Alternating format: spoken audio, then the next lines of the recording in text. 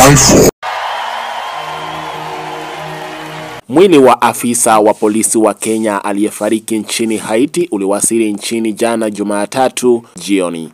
Samuel Tompoi Kaentuai ambaye alikuwa sehemu ya kikosi cha kimataifa cha kusaidia kudumisha usalama nchini Haiti kinachoongozwa na Kenya aliuawa mwezi uliopita alipokuwa akishika doria.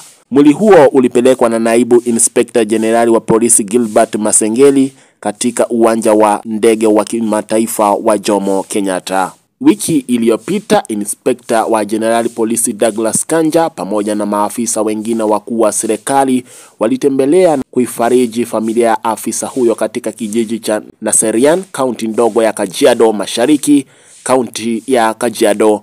Mwili huo baadaye ulipelekwa kuhifadhiwa katika chumba cha kuhifadhi maiti cha Chiromo, huko mipango ya mazishi ikiendelea. Na tukiachana na hayo ni kwamba baraza la mawaziri limeidhinisha hatua ambazo zinalenga kuimarisha sekta ya utalii humu nchini ili kuboresha uwezo wake wa ushindani na kuhakikisha uendelevu. Katika taarifa ya mkutano wa leo Jumanne wa baraza hilo uliokuwa chini ya wenyekiti wa Rais William Ruto, ilikadiriwa kwamba idadi ya watalii walioingia humu nchini mwaka 2024 iliongezeka. Ongezeko hilo ni la kiwango cha 14.6 hadi watalii milioni 2.4 ambao walichangia mapato ya shilingi bilioni 452.2 kwa pato la taifa. Hatua nyingine ni pamoja na kuwekeza katika miundombinu ya utalii wa usafiri wa baharini na maelezo mazuri katika utangazaji wa maeneo ya utalii.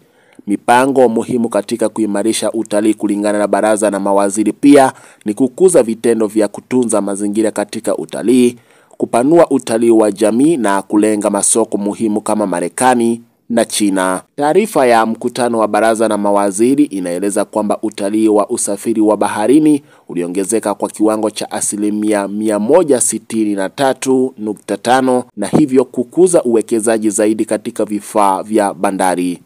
Utalii wa ndani kwa ndani unaripotiwa pia kuimarika, huku hoteli zikiripoti ongezeko la 12% la wageni waliokodisha vyumba vya kulala mwaka 2024.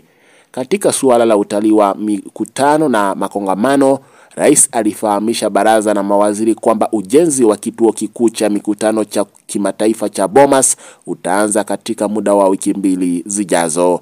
Kiongozi wa taifa alisema hii ni hatua kubwa katika mpango wa serikali wa kubadili eneo kuwa kiwango cha kimataifa.